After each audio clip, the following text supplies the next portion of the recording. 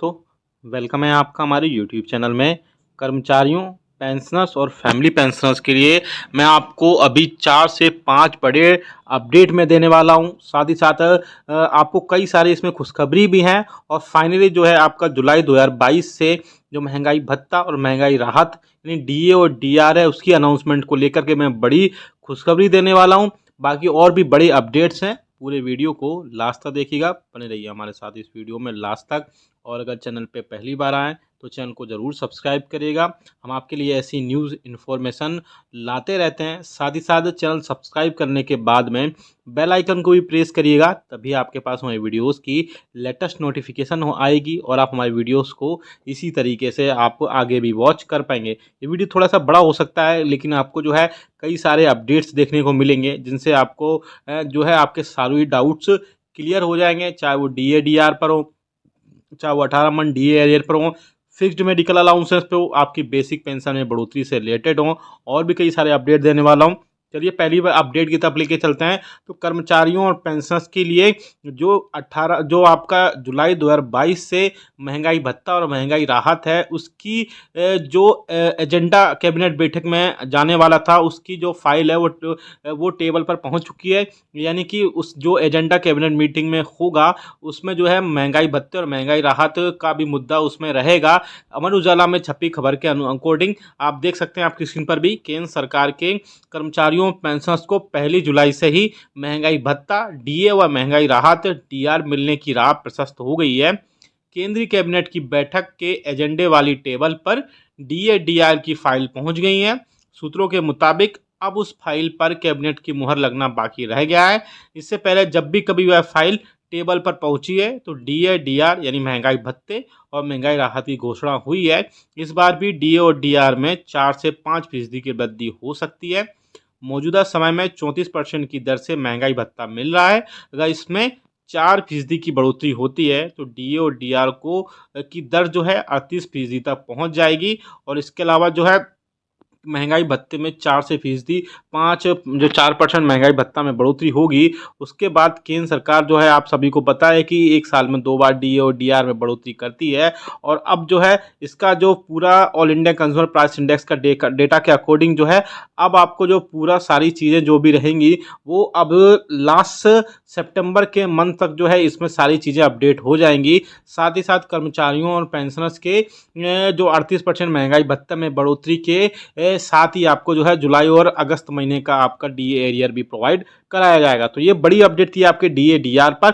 अब दूसरी जो बड़ी अपडेट आ रही है वो भी बहुत इंपॉर्टेंट है। दूसरी बड़ी अपडेट जो है वो आपके फिक्स्ड मेडिकल अलाउंसेस पर है।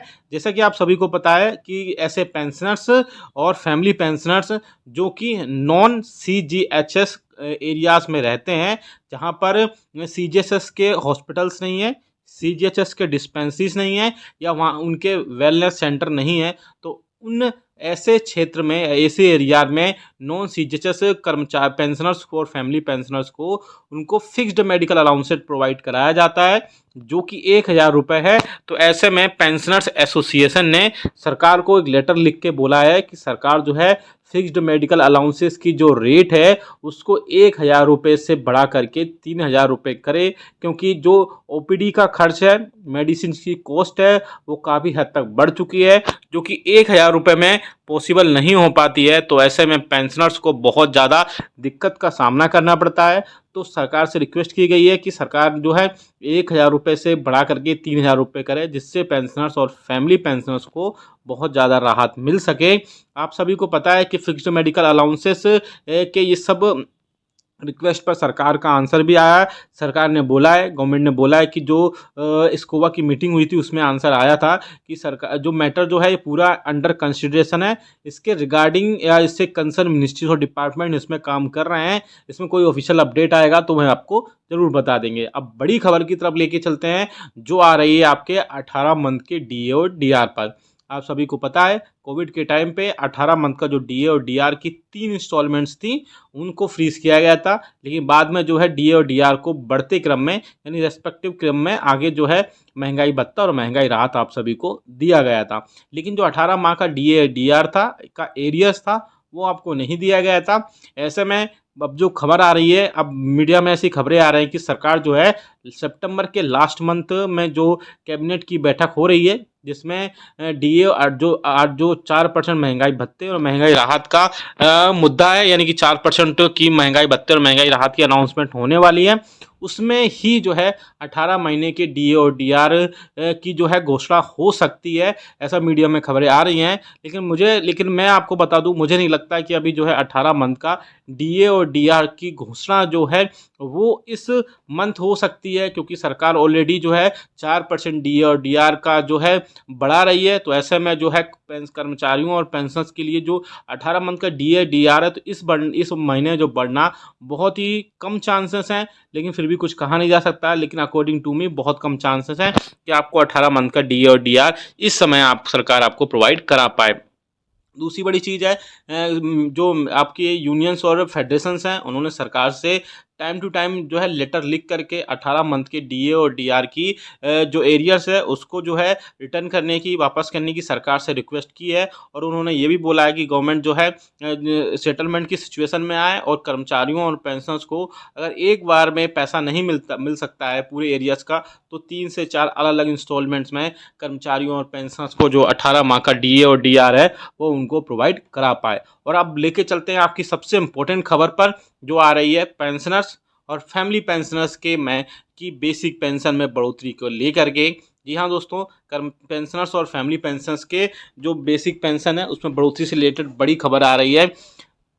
पेंशनर्स एसोसिएशंस ने या पेंशनर्स यूनियंस ने सरकार के सामने, मैं अपने प्रीवियस वीडियो में भी बताया था कि सरकार के सामने एक रिक्वेस्ट रखी थी, 2 ऑप्शन दिए थे, या बोल सकते हैं 2 प्रपोजल दिए थे पेंशनर्स और फैमिली पेंशनर्स को, कि वो उन दोनों में से जो है कुछ भी लागू करके पेंशनर्स और फैमिली पेंशनर्स को राहत दे। पहला जो ऑप्शन था मैं बताने जा रहा हूँ, आप बहुत ध्यान से सुनिएगा और आप हमें कमेंट करके भी बताइएगा कि आपके हिसाब से उनमें कौन सा ऑप्शन सबसे बेस्ट है। पहला जो ऑप्शन है कि हर 5 साल में या 5 साल के ब्लॉक में पेंशनर्स की पेंशन जो है उसमें 5% की सीधी सीधी बेसिक पेंशन में बढ़ोतरी कर दी जाए। जैसे 60 से 65 साल के बीच में 5% की, 65 से 70 साल के बीच में 10% की, 70 से 75 साल के बीच में 15% की, और 75 से 80 साल के बीच में आगे जो है वो आपको पता है कि 7वें वेतन आयोग के हिसाब से उसमें ऑटोमेटेड जो है 80 साल के बाद में 20% बेसिक पेंशन में बढ़ोतरी हो जाती है। तो पहला प्रपोजल ये था। दूसरे की बात करें कि हर साल जिस प्रकार से एग्जिस्टिंग एम्प्लॉइज़ की, यानी जो सर्विंग कर्मचारी हैं, उनकी पेंशन, उनकी सैलरी में 3% की बेसिक वृद्धि की जाती है, तो उसी के अकॉर्डिंग एटलीस्ट 1% की इंक्रीमेंट किया जाए बेसिक पेंशन में पेंशनर्स और फैमिली पेंशनर्स का, जिससे उनको बहुत ज़्यादा राहत मिल सके। तो ये 2 बड़े प्रपोजल थे, इसमें अभी तक कोई भी जो है आंसर नहीं आया, या वो आंसर जो है उसी आंसर के अकॉर्डिंग जो है बहुत सारी चीज़ें इसमें हैं, तो मैटर अंडर कंसिडरेशन है। जो भी इसमें ऑफिशियल अपडेट आएगा हम आपको ज़रूर बताएंगे।